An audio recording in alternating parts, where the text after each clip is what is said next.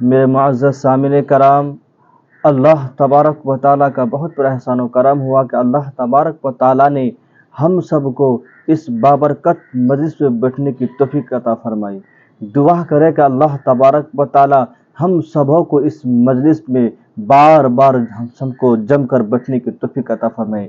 میرے بھائیوں اور دوستوں، آج ہمارا مقصد تقریر کرنا نہیں، آج ہم صرف اپنے نفس کی اصلاح کے بارے میں غور کریں اور اپنے اوپر نظر ڈالیں کہ قرآن ہم سے کیا کہہ رہا ہے اور حدیث ہم سے کیا کہنا چاہتی ہے، اللہ اور اس کے رسول صلی اللہ علیہ وسلم کا فرمان کیا ہے۔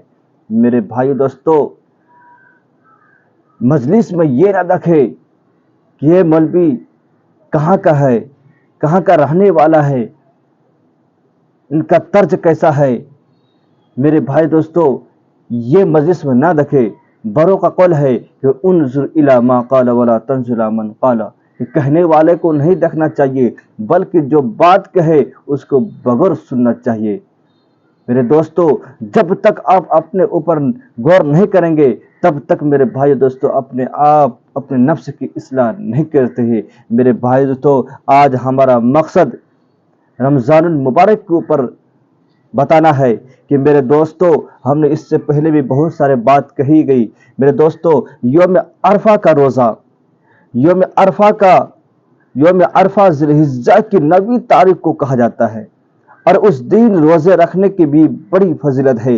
حضرت ابو قتادہ رضی اللہ تعالیٰ عنہ سے روایت ہے، آپ صلی اللہ علیہ وسلم نے ارشاد فرمایا کہ جو عرفہ کے دن روزہ رکھے گا، مجھے امید ہے کہ اللہ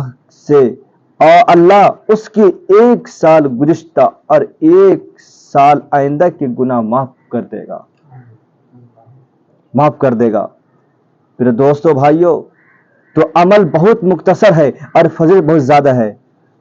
عمل بہت مختصر ہے لیکن فضیلت بہت زیادہ ہے، اس لیے انسان اس کا بھی اہتمام کرے۔ سال میں 1 دن آتا ہے، اس کی اتنی بڑی فضیلت ہے، تو توقع ہاتھ سے نہ جائے، تو موقع ہاتھ سے نہ جائے، ہو سکے تو 10 ذی الحجہ کے پورے روزے رکھے۔ چاہے حدیث میں حضرت عبداللہ بن عباس رضی اللہ عنہ سے بات ہے، نبی کریم صلی اللہ علیہ وسلم نے ارشاد فرمایا کہ اعمال صالحہ اللہ تعالیٰ کو ان 10 دنوں میں باقی دنوں سے زیادہ محبوب و پسندیدہ ہے۔ صحابہ نے عرض کیا کہ اللہ کے رسول صلی اللہ علیہ وسلم، اللہ کے راستے میں جہاد بھی نہیں؟ فرمایا، اللہ کے راستے میں جہاد بھی نہیں، مگر یہ کوئی شخص جان و مال سمیت نکلے اور پھر کچھ بھی لے کر واپس نہ لوٹے، بلکہ مال خرچ کر دے اور جان کی قربانی بھی کر دے۔ یہاں بات یہ سمجھ لینی چاہیے کہ عرفہ کے دن جو دراصل حج کا اہم ترین دن ہے، روزہ کی یہ فضیلت غیر حاجیوں کے لیے ہے کہ اس طرح حجاج کرام پر نازل ہونے والی رحمتوں اور برکتوں میں شامل ہو سکے۔ جب حجاج کے لیے مقبول ترین عمل اور اس دن موقف عرفہ ہے، اگر حجاج اس دن روزہ رکھیں گے تو انہیں وقوف عرفہ کے بعد مزدلفہ جانے میں مشکل پیش آئے گی، لہذا حجاج کرام کے لیے اس دن روزہ رکھنا بہتر ہے۔ اور آپ صلی اللہ علیہ وسلم نے حجۃ الوداع والے دن اپنے عمل سے امت کو تعلیم بھی یہی دی کہ آپ نے اپنے حج کے سال میں اس دن روزہ نہیں رکھا۔ چنانچہ حضرت میمونہ رضی اللہ عنہا فرماتی ہے کہ لوگ عرفہ کے دن رسول اللہ صلی اللہ علیہ وسلم کے روزے کے بارے میں شک میں پڑ گئے، چنانچہ حضرت میمونہ رضی اللہ عنہا نے آپ صلی اللہ علیہ وسلم کی طرف دودھ کا ایک پیالہ بھیجا۔ جس وقت آپ صلی اللہ علیہ وسلم عرفات کے میدان میں کھڑے ہوئے تھے، آپ صلی اللہ علیہ وسلم نے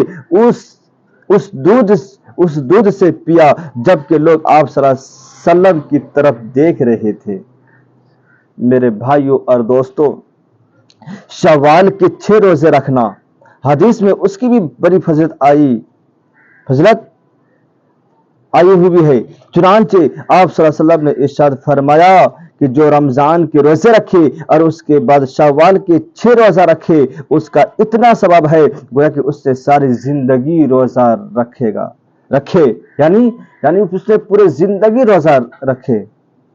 اگر مسلمان کی زندگی کے یہی معمول بن جائے کہ وہ ہر سال رمضان المبارک کے روزوں کے ساتھ ساتھ شوال کے روزوں کا بھی اہتمام کرتا رہے، تو ایسے شمار ہوگا جیسے اس نے پوری زندگی روزوں میں ہی گزار دی ہے۔